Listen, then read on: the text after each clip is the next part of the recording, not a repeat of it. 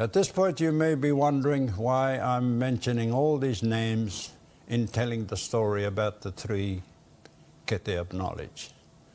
The point is that the names are all part of the story, but most of us do not have enough background Mātauranga Māori knowledge, to understand why these names matter. Nor do we have sufficient knowledge of Mātauranga Māori about Te Ao Māori itself, the Māori world, and of the whakapapa connections, that's the genealogical connections, to keep up with Nepia Pōhuhu and the Mātorohanga, who are telling the story. Thus, many of us are not able to get a full understanding of what we are being told, and we are at a disadvantage. So we tend to pick on those parts of the story that we think we understand, and then we move on. So still following Nepia Pōhuhu, when Tāne received the 3 baskets and the 2 stones of knowledge, a party of whatukura and probably maraekura as well went to escort him to Tiritiri o Matangi to the next level of heaven. The attendant supported Tāne were joined by other whatukura along the way.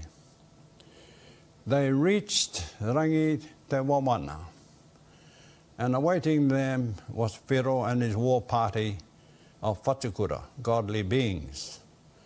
A battle took place between the 2 brothers and their respective groups of whatukura and their armies. Whiro with his insects and birds, and Tāne with his army of winds. It was won by Tāne, and this was the expectation of the gods. Tāne must prevail over his brother Whiro. A transfer took place after the battle. Tāne claimed Whiro's army of insects and birds as prisoners, and they became part of the gifts Tāne brought with the baskets of knowledge. Nepia Pōhuhu told us, "Kāriro here here mai ene ki a papatua nuku nei." They came as prisoners to the Earth Mother.